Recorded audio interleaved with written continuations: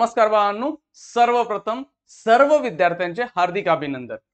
काहींना चांगले मार्क्स आहेत, काहींना थोडीशी निराशा आहे. बोर्डचे मार्क म्हणल्यानंतर हे होणारच आहे. काही जणांना असं वाटत असेल की मार्क्स खूपच कमी पडलेत, त्यामुळे आमच्या आयुष्यात काय होणार नाही. तर ह्या व्हिडिओमध्ये कुठे कुठे काय काय पर्सेंटेज लागणार आहे ते बघूया. म्हणजे तुम्हाला मेडिकलला, इंजिनिअरिंगसाठी, फार्मसीसाठी किती टक्के लागतील, ग्रुप क्वालिफिकेशन काय असतील, जेईईचा क्रायटेरिया काय असेल, नंतर फार्मसी इंजिनिअरिंग नंतर प्लेसमेंट होण्यासाठी 12वीच्या बोर्डचे मार्क्स किती लागतात, हे सगळे पॉइंट्स आहेत ना या व्हिडिओमध्ये पाहूया. आता काय झालं, बोर्डचा रिझल्ट जसा लागणार 2-3 दिवस टेन्शन स्टार्ट झालं. या वर्षी खूप लवकर रिझल्ट लागले, जवळपास 20 दिवस लवकर रिझल्ट लागला. त्यामुळे बोर्डनं जे काम केलेलं आहे खूप चांगलं आहे. आता आपल्या मुद्द्यावर या, कमी मार्क्स पडले त्यानं काय होणार आहे. हा, आता काही विद्यार्थी फेल झाले असतील, एक 7-8% विद्यार्थी फेल झालेले आहेत. त्यांचे काही मेडिकल रिझन्स, काहीतरी इश्यूज असतील. त्या विद्यार्थ्यांना जुलैचा पेपर आहे, त्या पेपरला तुम्ही बसून पास होऊ शकता आणि ऑटोमॅटिक तुम्ही लगेच याच वर्षी पुढच्या ग्रॅज्युएशनच्या कोर्सेसला ऍडमिशन घेऊ शकता. म्हणजे वर्ष वाया जाणार नाहीये, ही पूर्णपणे आता काळजी घेतलेली आहे. ठीक आहे, बघूया. आता फर्स्ट पॉइंट काय आपला, मार्क्स कमी पडलेत किंवा असं वाटतंय सगळ्यांना, तर बोर्डच्या मार्क्सला व्हॅल्यू किती आहे. जर आर्ट्स कॉमर्स विद्यार्थ्यांना पाहायला गेलं तर ह्यांना बोर्डचे मार्क्स लागणार आहेत कशासाठी, ग्रॅज्युएशन, बीए आणि बीकॉमच्या ऍडमिशनसाठी. ऑब्विसली जर कॉलेज टॉप लेवलचे आहेत तर ती कॉलेजेस एंट्रन्स एक्झाम वगैरे घेत नाहीत, जशी सायन्सला घेतात. सायन्सचे काय काय पॉइंट्स आहेत ते सगळे पाहूया आपण. पण ह्या ऍडमिशन्स पर्सेंटेजवरच असतं. काही काही कॉलेजेस भारतात किंवा महाराष्ट्रात आहेत की जिथे बाबा 95+ लागतात. ऑब्विसली ती कॉलेज टॉप लेवलचे आहेत, पण तरी पण म्हणतोय आर्ट्स कॉमर्स मध्ये जर तुम्ही करणारच आहात करिअर, तर तुम्हाला की बाबा 12वीच्या मार्क्स कमी पडलेत त्याने खूप मोठा फरक तर पडणार नाहीये की बाबा आता मला हेच कॉलेज पाहिजे, माझं आयुष्य होईल, असं काय नाही आहे. तुम्ही एक ठीकठाक कॉलेजमधने जरी घेतलं आणि देन ग्रॅज्युएशन नंतर एंट्रन्स एक्झाम आहेत. मग काही मुलं CFA, CA level 1, level 2, CA वगैरेला जातात, सीएमए वगैरे, एमबीएचे कोर्सेस. त्याचं जर टार्गेट असेल तर कॉमर्स ग्रॅज्युएशन करते वेळी तिथं फोकस करा. मी म्हणतोय बऱ्यापैकी कॉमर्स इंग्लिश मधून करा थोडेफार. आता काय होतं की मराठीमधून केल्यानंतर मी जे काही एक्झाम्स म्हटले की टॉप लेवलचे आहेत, ते इंजिनियर डॉक्टर्सना पण मागे टाकतात, सीएफए लेवल 1, सीएफए लेवल 2 वगैरे. तिथं तुम्हाला थोडंसं इंग्लिशमध्ये शिकणं गरजेचं आहे, त्यामुळे इंग्लिशमध्ये घेतलं जाईल. आर्ट्समध्ये असं नाही की आर्ट्स खराब आहे, अजिबात नाही. काही माझेच विद्यार्थी आहेत सायन्स करून त्या आर्ट्स मध्ये गेले, तर खूप चांगल्या लेवलला करतायत. हा, एमपीएससी युपीएससी करणार असाल तर तुम्हाला घ्यायचंच आहे. काही झालं मी करणार आहे आर्ट्स तर थोडासा विचार करा, कारण एमपीएससी युपीएससीचं गॅरंटेड सक्सेस नाही आहे. नाही तर तुम्ही सायन्सला 90% पाडल्यात 12वी बोर्डला आणि मी आर्ट्स घेतो आणि नंतर पश्चाताप काही विद्यार्थी करताना पाहतोय मी. थोडासा विचार करा आणि मग बिंदास घ्या. हा, आर्ट्स मध्ये करिअर असतील, ह्युमॅनिटीज, इकॉनॉमिक्स वगैरे, बिंदास चला, कॉलेजेस बेस्ट मिळतील. मार्क्स कमी आहेत ठीक आहे, काहीतरी 1-2 वर्ष करता येईल. लास्ट इयरला परत एंट्रन्स असतील, थर्ड. आता आर्ट्स मध्ये तुम्ही म्हणणार कशा काय एंट्रन्स, एंट्रन्स एक्झाम आहेत. ग्रॅज्युएशन नंतर मास्टर्सला जिथं चाललाय ना तिथं आर्ट्स नंतर पण एंट्रन्स एक्झाम घेतल्या जातात. ह्याच्याबद्दल डिटेल हवे असतील तर मेसेज करा, मी तुम्हाला व्हिडिओ बनवून दे.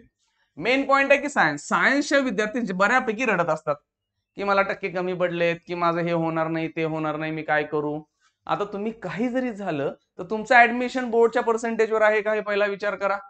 ऑब्विसली नाही. हा, मिनिमम क्वालिफिकेशनचे मार्क्स ऑब्विसली बऱ्यापैकी विद्यार्थ्यांना असतात, त्यामुळे तिथं रडू नका की मार्क्स कमी पडलेत. फरक नाही पडत आहे.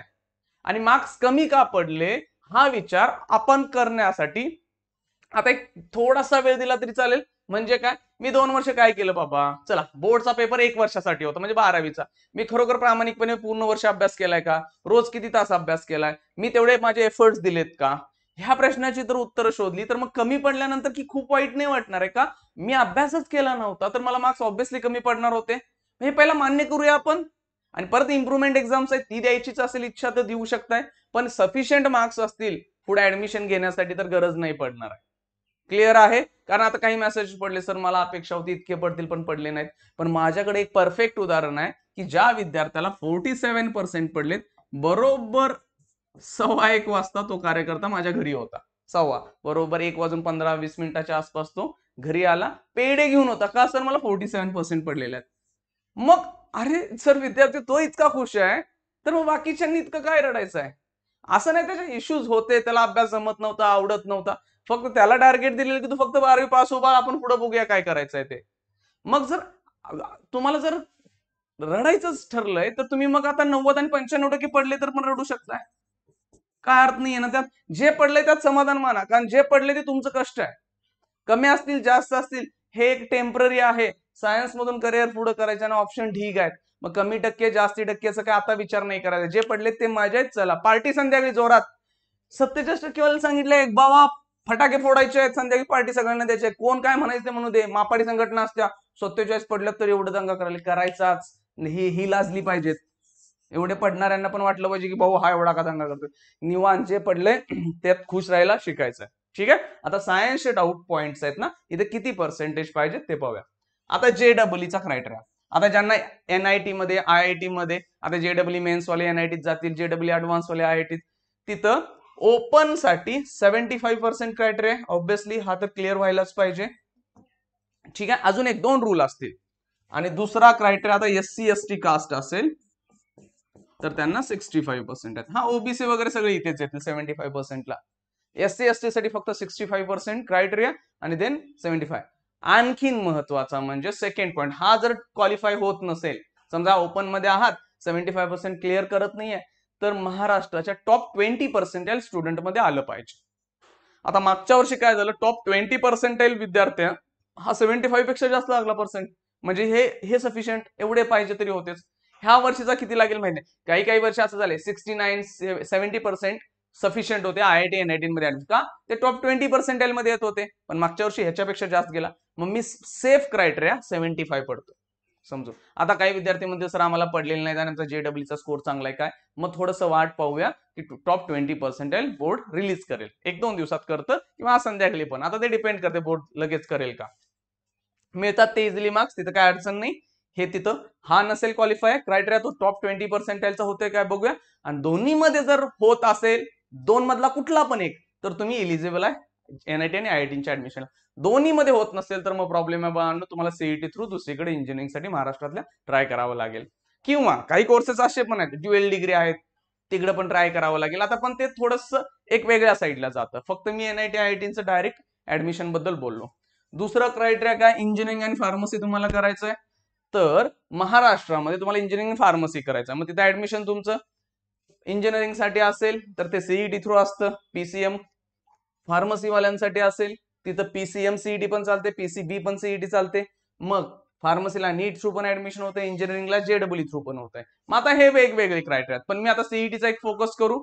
म्हणजे आता महाराष्ट्रातल्या कॉलेजांना तुम्ही ऍडमिशन घ्यालाय, तुम्ही ओपन मध्ये आहात तर PCM ला 45% पाहिजेत. आता 45% म्हणजे एक्झॅक्ट किती पाहिजेत, 135 मार्क्स.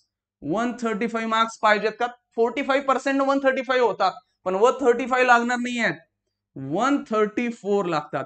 राऊंडिंग ऑफ केलं जाईल, म्हणजे फिजिक्स केमिस्ट्री मॅथमॅटिक्स मिळून 134 लागतील. पण ह्याच्यामध्ये एक आहे तुम्हाला ऑप्शन, जर तुमचा व्होकेशनल सब्जेक्ट असेल, एक्झाम्पल केमिस्ट्री काढायचा तिथं, आणि एक्झाम्पल म्हणजे काय IT कम्प्युटर सायन्स इलेक्ट्रॉनिक्स, त्यांचे कन्व्हर्जन करायचं 100 मार्कांमध्ये. आता काय इलेक्ट्रॉनिक्सचा 200 मार्कांचा पेपर असेल, त्याचा 100 पैकी किती झाले बघा.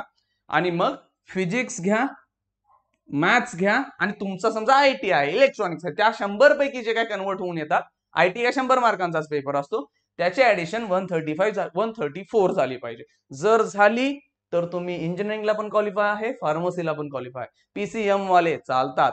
समजा तुम्ही कास्ट मध्ये, कुठल्या पण कास्ट मध्ये आहे, तर तिथं तुम्हाला 35% म्हणजे ऍक्च्युली 120 मार्क्स, पण ते पण नको, राऊंडिंग ऑफ नव्हतात 119, 119 मार्क्स लागतील.